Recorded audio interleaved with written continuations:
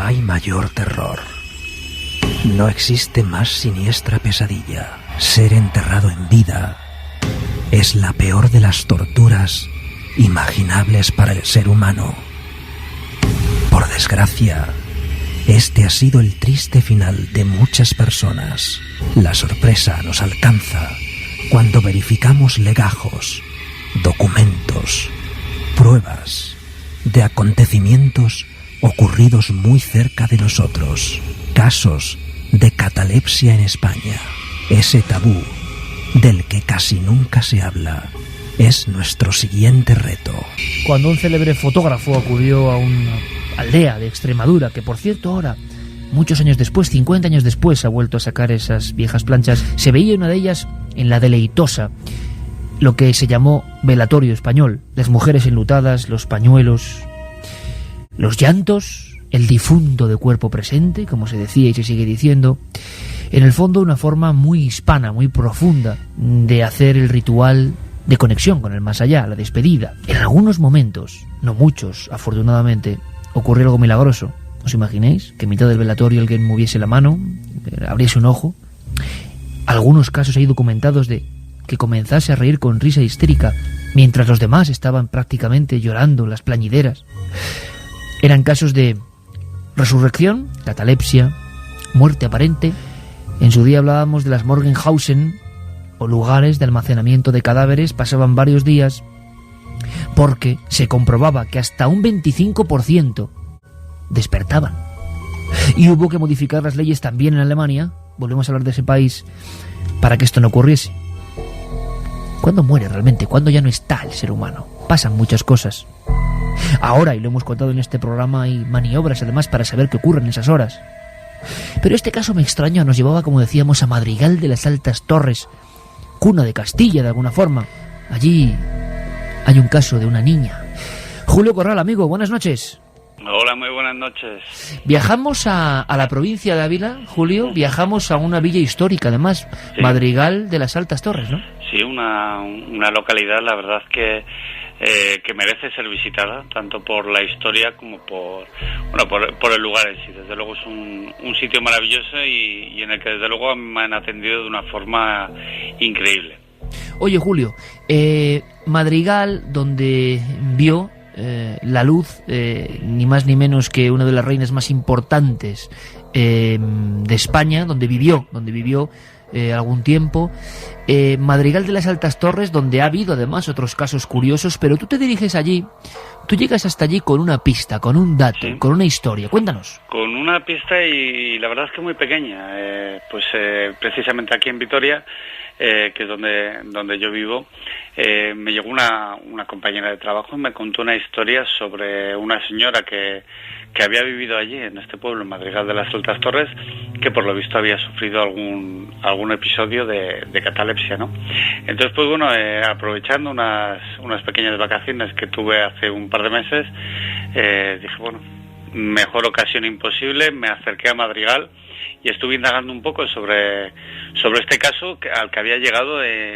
La verdad que, como nos suele ocurrir muchas veces, incluso con la incógnita de si será cierto o no será cierto, y resultó ser un caso real, un caso que había ocurrido y no hace tanto tiempo como podemos imaginar, ¿no? Porque el tema de la catalepsia, desde luego, en el siglo XIX, por ejemplo, era algo bastante habitual. He estado mirando un poco de información y hablaban de hasta un 30% de las personas que se podían llegar a enterrar podían ser enterradas vivas, ¿no? Pero estamos hablando de un caso que ocurrió en el siglo XX y de una persona que ha fallecido muy recientemente, hace apenas 2 años, ¿no? En el 2006. O sea que aquí tenemos el primer dato que nos sorprende.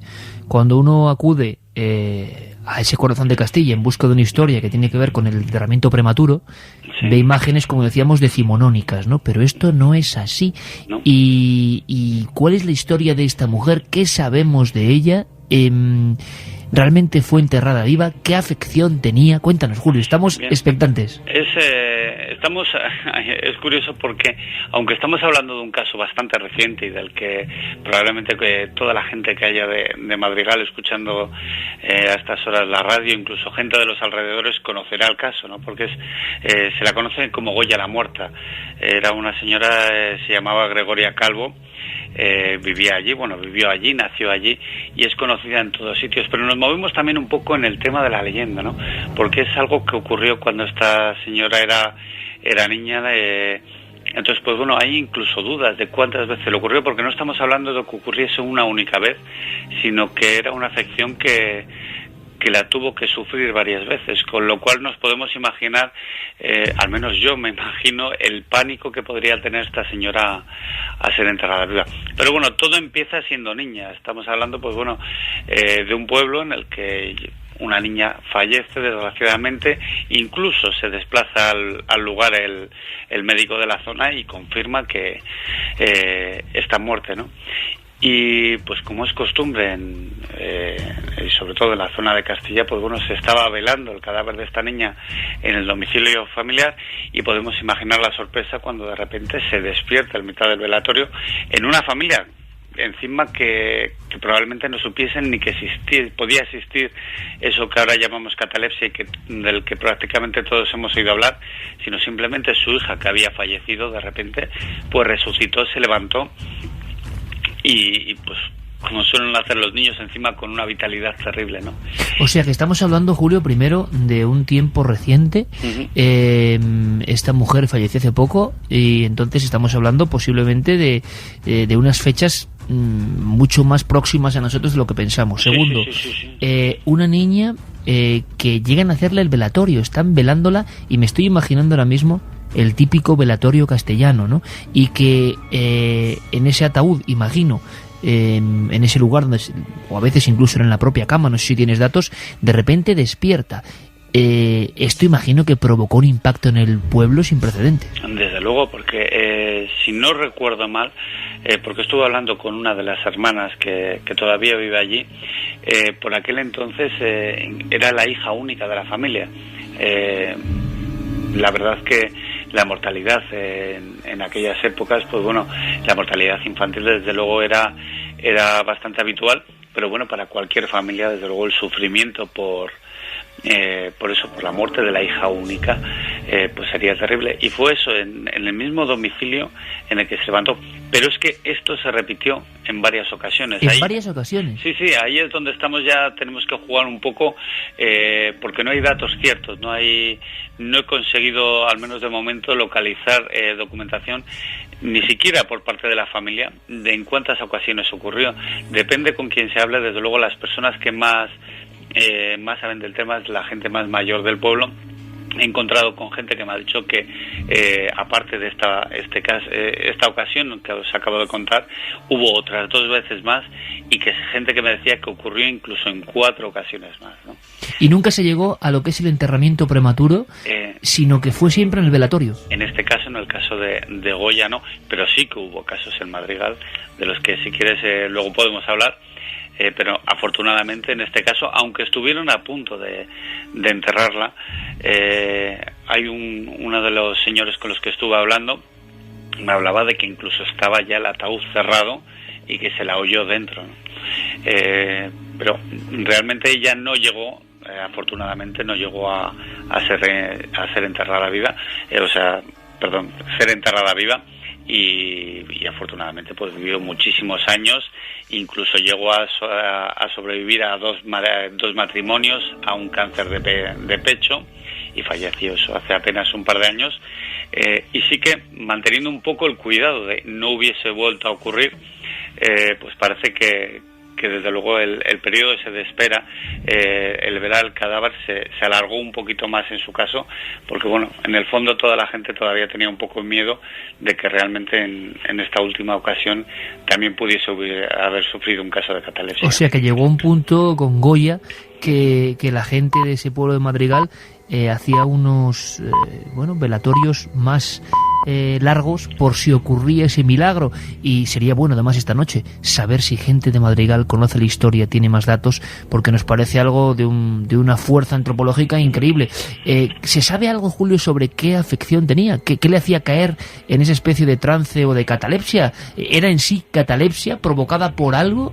¿Se llegó a saber algo más médicamente? No, la verdad es que los cuadros habituales, pues, de esquizofrenia, cuadros de Alzheimer, las típicas enfermedades que están asociadas actualmente a la catalepsia, ella no sufría ninguna de esas enfermedades, simplemente, pues bueno, tampoco creo que se investigase demasiado, pues en la primera mitad del siglo XX se investigase demasiado cuál fue la motivación. Probablemente si ocurriese un caso en la actualidad, se habría hecho un estudio más exhaustivo y se habrían preocupado más, pero por aquel entonces simplemente, pues bueno, era algo que ocurría, que le dio muchísima fama a ella. Incluso es más, ahora mismo en el pueblo de Madrigal hay un pueblo hay un bar que le han puesto el nombre de Goya el Vivo, un poco en referencia a Goya la Muerta. Pues bueno, le han cambiado el nombre porque es un caso que se ha hecho famosísimo en toda la zona, pero no se sabe muy bien el porqué. Qué curioso, o sea, que el pueblo lo ha adoptado como un símbolo, imagino, de ese temor a la muerte y de vencerla. Me comentabas que, bueno, por cierto, estas enfermedades en esta mujer, pasado el periodo infantil, desaparecieron por completo, esas caídas en muerte, vamos, aparente. Sí, ya cuando pasó ya la época de la pubertad, de la adolescencia, pues bueno, parece ser que no se volvió a repetir en ninguna ocasión más. Y me contabas que en el propio Madrigal, además, estaba, no sé si el precedente o ocurrió después, otros casos de posible enterramiento prematuro. Hay uno, la verdad, de una figura bastante ilustre, aunque a ella nos tenemos que remontar al siglo XVI, ¿no? Que es el caso de Fray Luis de León, que está enterrado allí, y que, pues bueno, al parecer en el momento en el que se abrió su tumba, en lo que es en el proceso de beatificación, pues bueno, el ataúd estaba completamente arañado, lo cual demostraba que había sido enterrado en vida, ¿no? Y que bueno, su tumba todavía se encuentra allí en el convento de San Agustín, un convento también precioso que está en la zona exterior de la muralla de Madrigal y que también merece la pena ser conocido, ¿no? Ávila, zona, además, toda esa zona, también Fontiveros, zona de místicos, zona de pensamientos filosóficos profundos, de eremitas que se retiraron, y también zona de juego entre la vida y la muerte.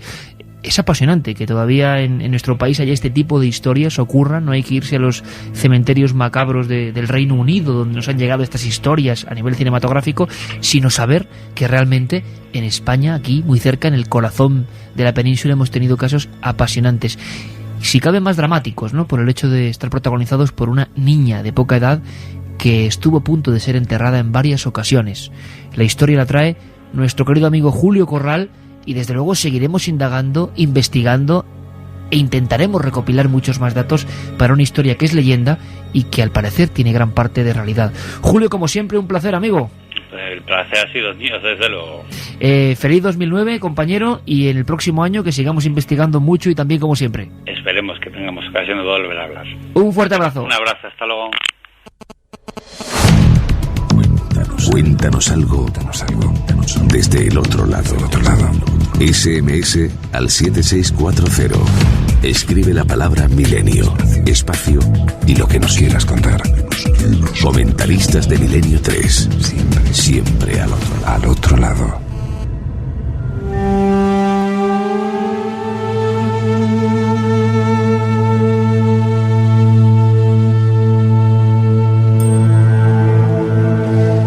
Y 34 minutos, desde luego, no cabe duda. Si alguien tiene alguna información, conoce la historia, se la han contado sus padres, sus abuelos, ha sabido de el lugar concreto donde ocurrieron estos hechos, puede darnos más datos. 7640, palabra clave Milenio, Nunca se me ha dado bien lo de decir los datos, mejor tú, Carmen. Vamos a repetir muestra estas clara, vías de contacto: 7640, palabra clave Milenio, espacio y vuestros mensajes. Si nos mandáis esos mensajes, esas preguntas a través del teléfono móvil, de los SMS, o milenio3 con número @cadenaser.com, si lo hacéis a través del ordenador, a través de internet, el correo electrónico. Vaya historia la de Goya la muerta, niña, varios velatorios, el ataúd cerrado y adentro, pero es que esta misma noche hemos tenido la oportunidad de indagar en algunos documentos concretos de un doctor, el doctor... Pero Nautret. Que él, además, investigó, se convirtió en una auténtica autoridad, médico de la Universidad de Nantes, especializado en psiquiatría y sobre todo en medicina psicosomática, y recogía en sus archivos algunos datos de algunas fichas de casos españoles que yo creo que pocas veces se han referido, que son absolutamente tremendos, que estaban, digámoslo así, en el gabinete de este médico y que deberíamos escuchar con mucha atención. Son casos que él documenta con datos, fechas, sintomatologías que competen a Madrid, Segovia y Sevilla. Muy pocas veces se ha hablado de estos casos de enterramiento prematuro, de catalepsia, de muerte aparente en nuestro país. Casos de los años 70 en ocasiones, Carmen. Nos vamos por la cercanía a un caso que ocurre en Segovia en 1977. Este médico lo recoge en un libro que se publica en España en el año 81 y que se llama Los enterrados vivos. En Segovia fallece a causa de un accidente de moto una chica a la que se llama Inés. Ese mismo día, después de que se notificara que había muerto a causa de un traumatismo craneal, se la da santo entierro. Al parecer, según pone en el libro, era costumbre enterrar los cuerpos a las pocas horas y luego desenterrarlos para realizar una gran ceremonia religiosa con todos los familiares que tenían que venir de diversas provincias. 6 días después del accidente, el féretro es extraído del camposanto y trasladado a la iglesia. Una vez allí, uno de los familiares da la voz de alarma. Del ataúd comienza a salir una especie de denso líquido. Todos pensaron que se trataba de los líquidos vitales que emite el cuerpo cuando está descomponiéndose, pero además se empezó a escuchar un ruido que parecía salir del ataúd. Enseguida abrieron y comprobaron que Inés no estaba muerta. Carecía de uñas, puesto que se las había roto todas al arañar la madera del féretro. Los dedos estaban completamente ensangrentados e incluso los codos estaban tan en carne viva que se veían hasta los tendones. Enseguida fue trasladada a un hospital donde estuvo ingresada en estado de coma 30 días hasta que recuperó la consciencia. Todo el mundo creía que el desenlace final iba a ser positivo, pero después de 5 días, en los que pudo hablar con su familia e incluso comer por sí misma, falleció de una embolia cerebral provocada por una flebitis de decúbito. Casos concretos. En las fichas de este médico, repetimos, el doctor Petiot Nautret publicó su tesis en el año 81, médico de Nantes. Nosotros simplemente nos quedamos con los ojos tan abiertos, imagino, como ahora toda la audiencia de Milenio 3. Vámonos a Madrid, un año después, 1978. Cerca de Madrid, una niña de 3 años es declarada muerta tras sufrir una infección. Lo cierto es que la enterraron en estado de catalepsia el mismo día en el que se certificó su muerte. Estuvo 2 días enterrada, tras los cuales el féretro es extraído para llevar a cabo la ceremonia religiosa de nuevo con todos los familiares. Cuando la estaban exhumando les pareció oír una serie de suspiros que pronto se convirtieron en gritos. La madre exigió que abrieran rápidamente la tapa y se encontró con que la niña respiraba. Abrió los ojos y fue trasladada al hospital, donde se recuperó totalmente. Además, sí que se dan datos en este libro que en España, entre los años 1976 a 1978, en 2 años, 47 casos de personas que habían sido enterradas vivas. Nos parece mucho y nos parecen datos por lo menos sorprendentes que habría que analizar, pero se publicaron por parte de este doctor. Antes de conocer otro en Sevilla y de que Santi nos ilustre con más cosas, me gustaría escuchar una voz autorizada, el forense doctor Cabrera, que además tuvo que enfrentarse a historias de este tipo, sobre todo en Zamora, en Salamanca, ejerciendo casi de forense rural. Primero, parece que la palabra catalepsia, nos dice el doctor, debería ya quitarse de alguna forma del diccionario habitual. Bueno, hoy ningún psiquiatra ni ningún médico hablaría de catalepsia, porque esta es una palabra antigua que antaño se empleaba para determinadas situaciones del ser humano muy parecidas a la muerte, pero sin haber muerto el sujeto. Es decir, se decía que una persona tenía un estado cataléptico cuando no se movía, casi no respiraba, no se escuchaban casi los latidos del corazón y no respondía a ningún tipo de estímulo. Esta situación de catalepsia antiguamente podía obedecer o a toma de drogas o sustancias vegetales con tóxicos, o bien a enfermedades mentales como la esquizofrenia, que producía esta situación catalépsica o catatónica también, o a trances de tipo hipnótico. Le preguntábamos al doctor si es normal un caso, por ejemplo, como el de Goya la Muerta. En Madrigal, varios velatorios detenidos, varios procesos, no un caso único, incluso el ataúd cerrado. Es decir, que alguien esté a punto de enterrarlo o que haya sido enterrado en más de una ocasión. Una de ellas fallida y la segunda definitiva, por ejemplo. ¿Es posible? La verdad es que se han dado casos de personas que han aparentado estar muertas y el médico de turno, con poco criterio diagnóstico, ha firmado el certificado de defunción y se ha sido enterrada la persona. Pero son casos extraordinariamente raros, contra los cuales las leyes están hechas de tal manera que nadie puede ser enterrado salvo con licencia del juez.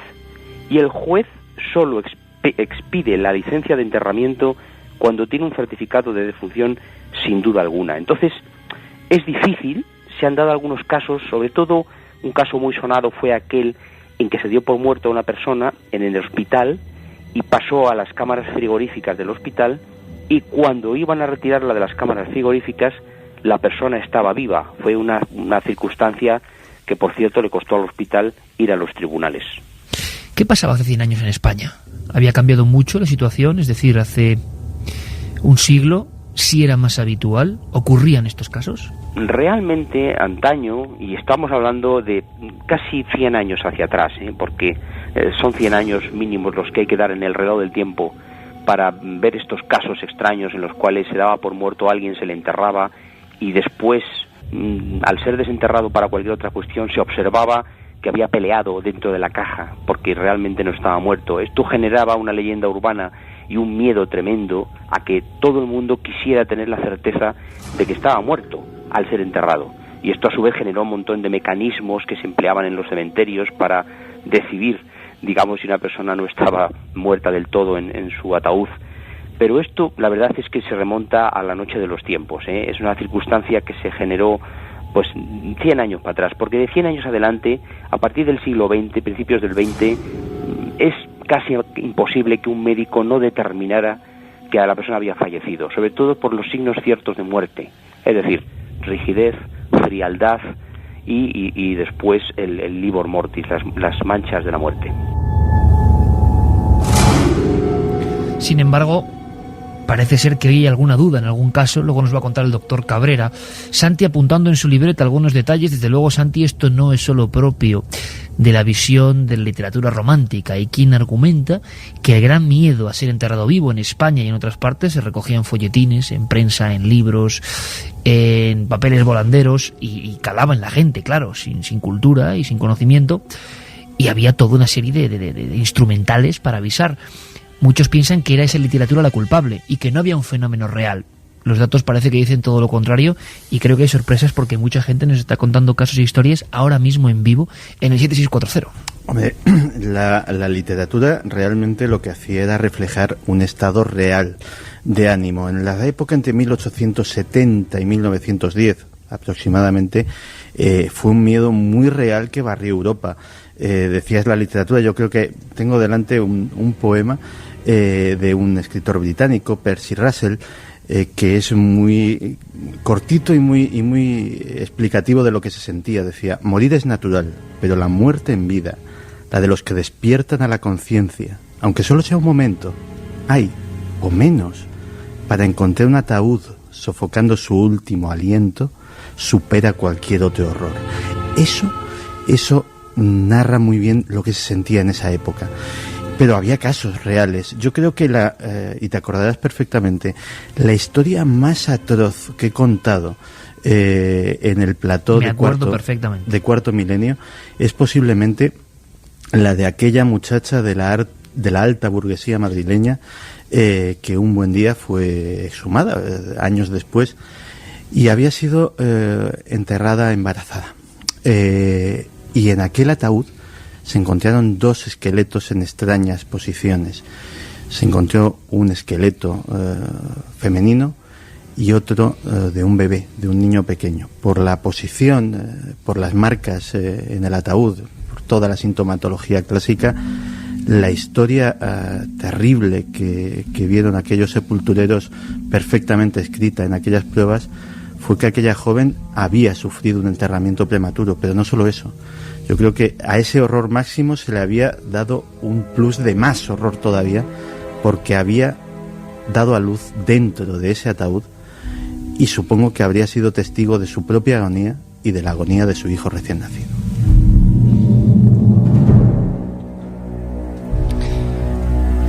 Pues nos hemos quedado con la misma impresión que cuando lo contaste por vez primera.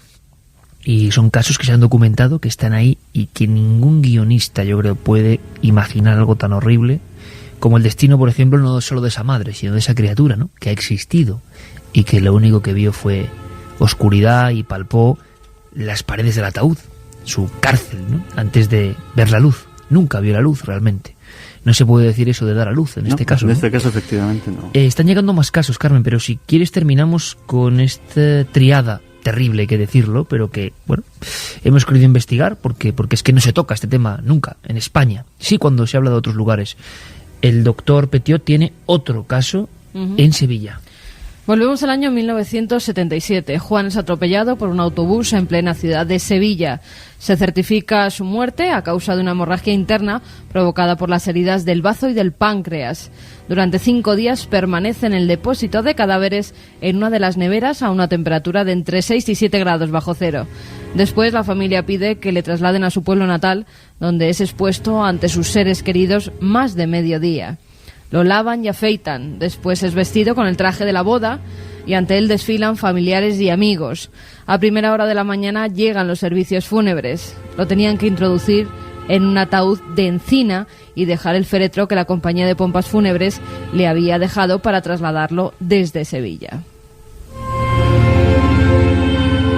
Pero no habían contado con que Juan medía 1,92 m, por lo cual no entraba en el ataúd. Le doblaron las rodillas, pero entonces no pudieron cerrar la tapa, por lo que decidieron que era mejor romperle las piernas. Uno de los operarios cogió el martillo y le fracturó los huesos. En ese momento Juan emitió un sonoro grito que heló la sangre de todos los presentes.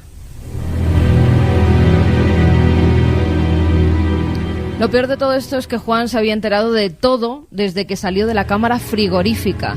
Fue en ese momento cuando él recuerda haber recobrado la consciencia, pero no podía mover ni una sola pestaña. Tenía los ojos entreabiertos y por eso pudo ver todo lo que pasaba a su alrededor. ¿Quién le había lavado? ¿Quién le había vestido? ¿Quién lloraba a su lado?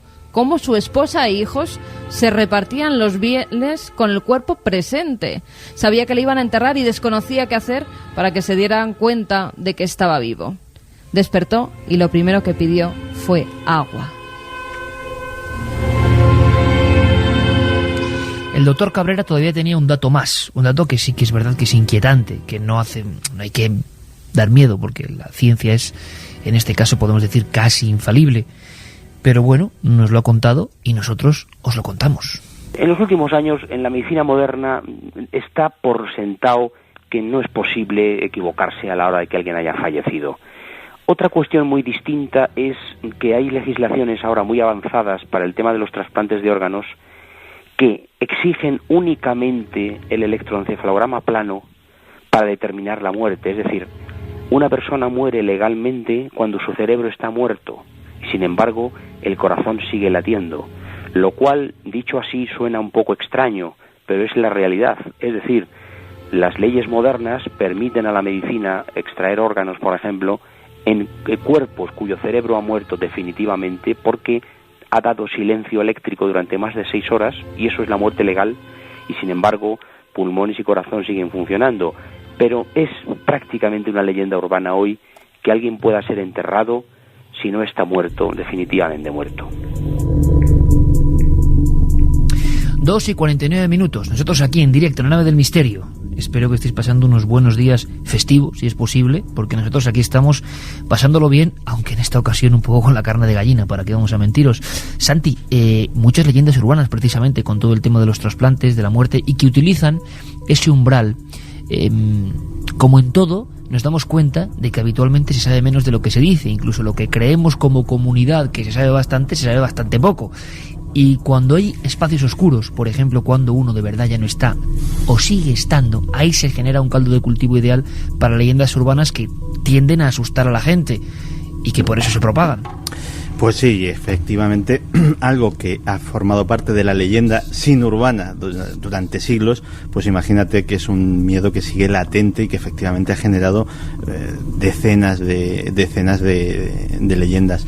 Fíjate que contábamos antes el caso de esta pobre mujer embarazada. Curiosamente, el caso madrileño está documentado, pero la misma historia aparece, supongo que por reflejo del relato, en Hispanoamérica, en varias localizaciones. Dado que nos parece bastante complicado que se dé un caso tan atroz más de una vez, pensamos que efectivamente la primera noticia que probablemente apareciese en los diarios de la época, y que en aquella época pues había muchos indianos, que se los llamaba en aquella época, que vivían a caballo entre Hispanoamérica y España, pues tal vez trasladaron la historia y terminó formando parte del folclore popular. También me ha gustado mucho la intervención del doctor Cabrera, porque efectivamente a día de hoy, y teníamos hace unas semanas a Sam Parnia, al doctor Sam Parnia, que está llevando esa investigación sobre las experiencias cercanas a la muerte, teníamos su voz y su testimonio, y nos explicaba que la doctrina moderna es que la muerte no es un momento, que la muerte es un proceso, y un proceso largo. A día de hoy, él decía que no era excesivamente optimista el pensar en recuperar a una persona incluso una hora después de declarada muerta, cosa que hace apenas décadas era imposible. Y también te recojo al hilo una cosa que has dicho sobre santos varones o santos a secas que han pasado por la experiencia. A uno le costó la santidad. Thomas Kempis, que era un autor pío del siglo XIII, que hizo una obra que se llamaba La imitación de Cristo, pues claro, cuando lo desenterraron, precisamente en el proceso de canonización, se encontraron que, para su desgracia, había tenido esta circunstancia, y el hombre había peleado como un jabato en el ataúd.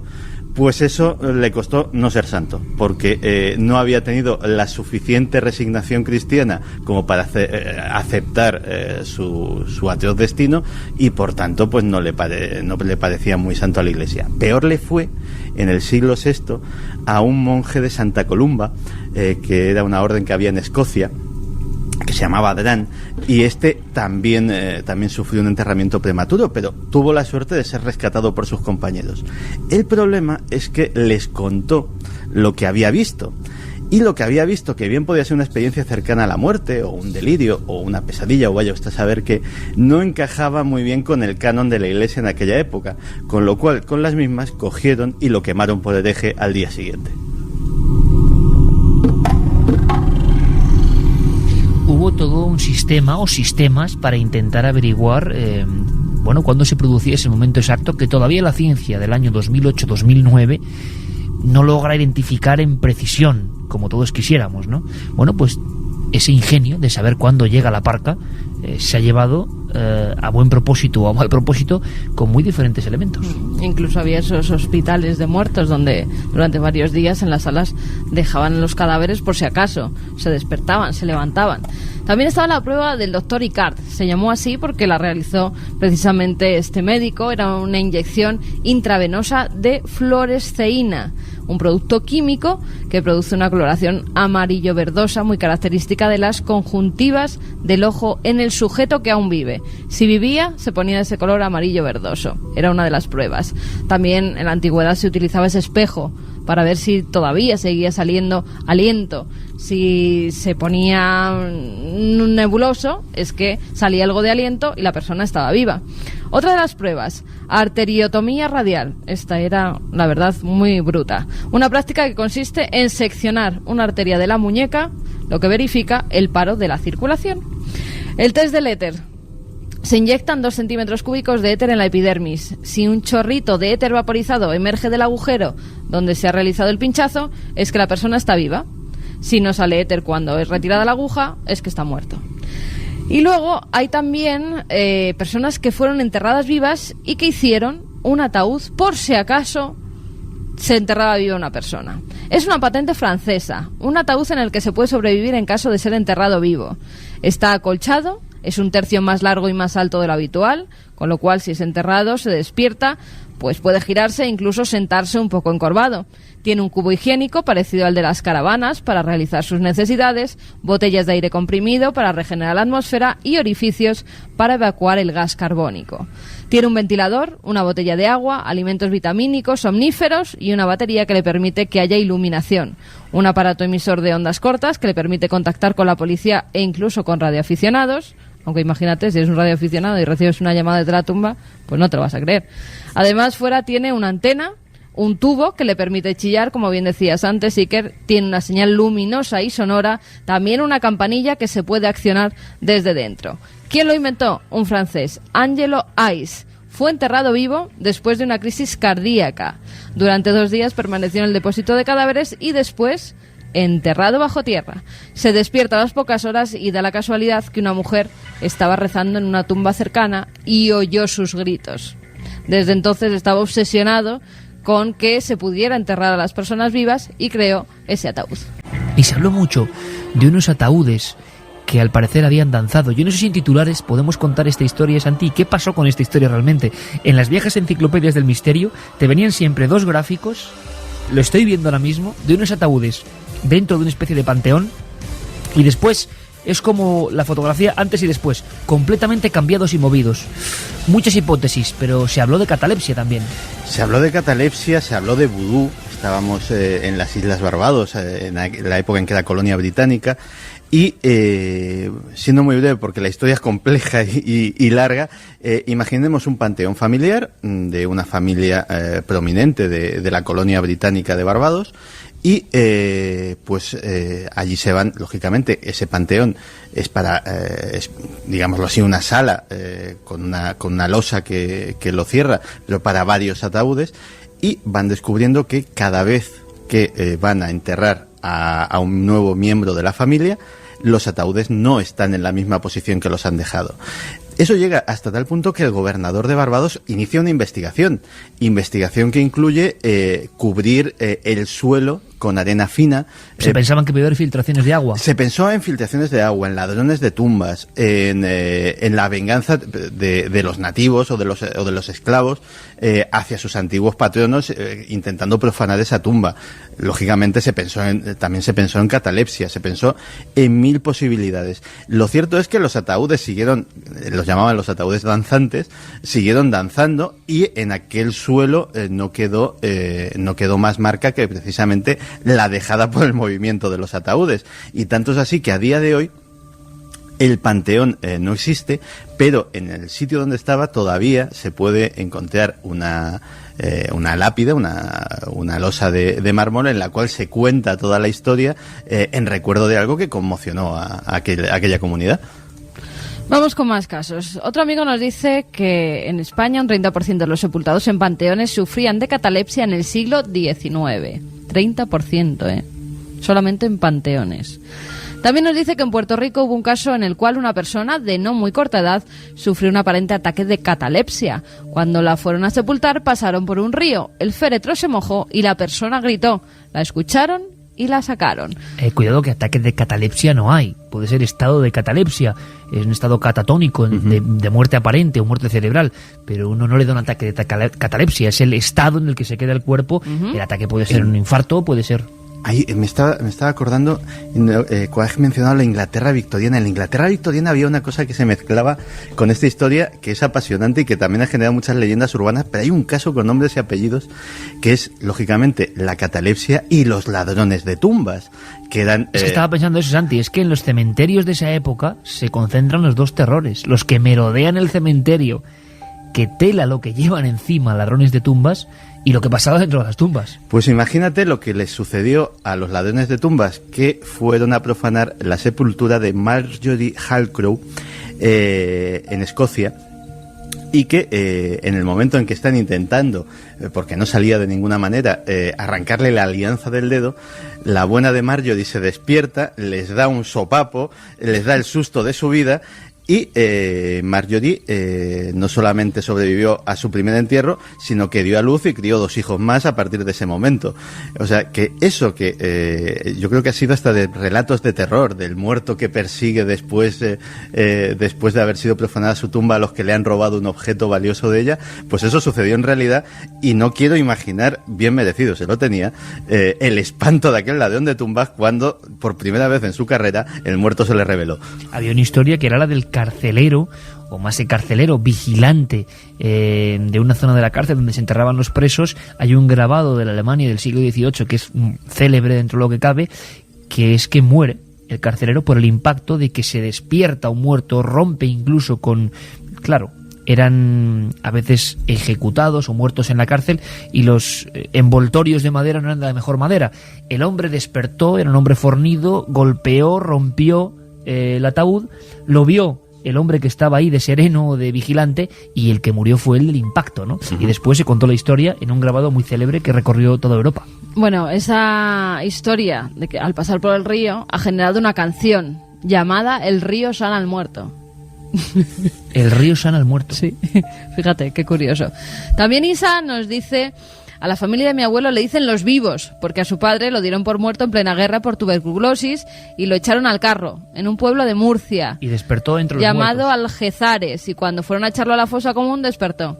Es que hay una cosa Hay para varias historias, hay una cosa para antropólogos que es, yo creo que mucha gente debería, los que tengan la posibilidad, investigar los orígenes de los motes de las familias de los pueblos, que pueden encontrarse con historias apasionantes, porque yo me imagino, pues si me oiga ya alguien de mi pueblo, que no se dé por aludido, pero por ejemplo... ¿De qué pueblo eres? Castilblanco, Badajoz. Pero, por ejemplo... Donde unas revueltas muy importantes, por cierto. Los sucesos de Castilblanco previos a la Guerra Civil Española. Tú imagínate, para que en un pueblo haya una familia que se llaman los Malavidas, o que la llaman los Malavidas, otra que la llaman los Patas Puercas, pues imagínate, eso tiene que tener una historia seguro, pero investigar... ¿De dónde viene? ¿De dónde viene? Investigar en esas historias puede dar sorpresas Sí, enormes. señor. Sí, señor. Vamos con más mensajes. Nos dicen que en la zona de La Moraña, en Ávila, hay más casos de catalepsia, que nos los buscará y los enviará, nos lo decía Lo Rob. agradecemos mucho para esta futura investigación. Hola amigos de la noche, en mi pueblo, Chavillo del Río, pasó lo mismo hace unos 20 años. Se inundó el cementerio y tuvieron que sacar los nichos, y en uno de ellos se encontraron la tapa del ataúd con arañazos. Buenas madrugadas a todos, de Tavik. Que creo que, gracias Tavik por la información, yo creo que es el símbolo más fuerte, ¿no? Y además el que más se nos queda, porque aunque hay más espectaculares, lo de las uñas desgastadas o rotas sobre la tapa del ataúd es el símbolo del miedo a ser enterrado vivo, y por lo que vemos en España ha habido casos, y casos más recientes de lo que parece. Buenas madrugadas, yo conocí el caso del difunto de la cámara del hospital y es cierto, estaba vivo. Eso pasó aquí en Cartagena. Debe haber varios, porque uno célebre, año 78, Sevilla. Lo contaba el doctor Cabrera. Otro, Cartagena. Yo de pequeño sufría ataques epilépticos bastante frecuentes, y en el año 66 o 67, con 2 años, dicen que estuve 24 horas muerto. El cura me dio la extrema unción y desperté. Eso lo cuenta él en primera persona. Sí. Mi tía cuenta que una difunta en el velatorio despertó y dijo que la enterraran con el traje de novia de su madre. Despierta y dice: entiérrame con el traje de novia de mi madre. Pues, O sea, hay historias que, es que no se les puede imaginar nadie, de no ser porque han sucedido así. Feliz Navidad y próspero año. Hace poco tiempo en mi pueblo también pasó y se levantó en el velatorio. El médico casi se muere al verlo, nos dice Conce desde Bollullos. Sí, Bollullos del Condado, imagino, de la Mitación, provincia de Huelva. Vamos a hacer una cosa importante. Vamos a darle el play. No, el play no, porque a nosotros nos gusta más la cinta redonda de película antigua, ¿no? Y la proyección, vemos a Carlos Largo ya subiendo a las alturas imaginarias de este estudio y proyectando una película. Vamos con el cine de Carlos Largo, vamos a escucharlo atentamente porque tiene que ver con todo esto que estamos contando, y así recopilamos más información, porque estamos quedándonos realmente mudos, aunque esa no es la palabra exacta, pero sorprendidos con la cantidad de amigos que están escribiendo, contando una historia que sigue siendo tabú, porque la muerte no nos gusta, la muerte la apartamos, la muerte es parte de la vida y la realidad, pero claro, estos ejemplos son quizá lo más dramático. y nunca suelen salir del ámbito familiar o del ámbito de un pueblo. Esta noche estamos descorchando esa posibilidad y estamos escuchando muy atentos. Ahora casi vemos con la palabra y el sonido esta proyección sobre esta pantalla de la mente. Rigidez corporal, ritmo cardíaco y respiratorio lento, piel pálida, falta de respuestas sensitivas, catalepsia. Responderé a sus preguntas. ¿Es un virus? No lo sabemos. ¿Cómo se propaga? ¿Por el aire? Por el aire es una posibilidad. No lo sabemos. ¿Se trata de un riesgo para la salud internacional o de un asunto militar? Ambas cosas. ¿Esa gente está viva o muerta? No lo sabemos. Con estos síntomas comienza lo que para muchos es el origen de las leyendas de vampiros y zombies, muertos vivientes que regresaban del más allá para sembrar el pánico entre los habitantes de las localidades más separadas de la civilización. Sin embargo, aquellos que veían a la catalepsia como una explicación mucho más científica no se equivocaban. Durante años se han podido conocer noticias sobre personas que habían sido enterradas y que retornaban vivas a sus casas tras una falsa muerte. Indicios que se repitieron una y otra vez a lo largo del siglo XIX y que motivaron relatos como El entierro prematuro, de Edgar Allan Poe. I'm alive. Can't you hear me? I'm alive, alive, alive. Someone help me. Como podemos ver, el cine también se ha nutrido en más de una ocasión de este tipo de argumentos. En definitiva, personajes atormentados y debilitados por las enfermedades de la época, que más tarde servirían como inspiración de adaptaciones fílmicas como La caída de la casa Usher, una vez más, una novela originaria de Poe. Sé que yo también necesito de veros. No sabes cuánto me alegro de que cambiaras de idea. Ojalá, ahora que has vuelto las cosas a tu hermana. Duerme. Mañana podrás verla. Tal vez. Como dije, mi carta está muy débil. Hace semanas que los médicos renunciaron a una cura. Ahora es solo cuestión de tiempo que ella...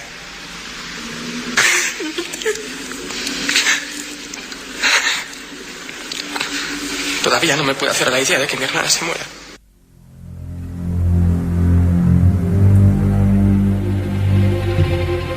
Y es que han sido muchos los directores, no solo cinematográficos, que se han dejado seducir por las amplias posibilidades del regreso a la vida de aquellos que no estaban muertos. Sin ir más lejos, el prestigioso maestro del suspense, Alfred Hitchcock, ya coqueteó con estos argumentos en varios episodios de su serie de televisión homónima. Pero también debemos añadir la llegada a las carteleras de un reciente estreno, The Spirit, la historia de un justiciero enmascarado al que todos creían muerto, pero que despierta de su letargo tras un largo periodo de tiempo. ¿Qué eres? Fue lo que me preguntó aquella mujer. Soy una especie de fantasma. Todavía me muevo, todavía respiro, todavía estoy vivo. Drogas, hipnosis y esquizofrenia. Todo ello se puede convertir en el causante de esta repentina falsa muerte. Incluso en países como Haití, la vinculación de este tipo de síntomas con la práctica de ritos vudú produce la sucesión de fenómenos conocidos como la zombificación, hechos que trataba de recoger la película La serpiente y el arco iris. Este es el certificado de defunción de Christophe Durand.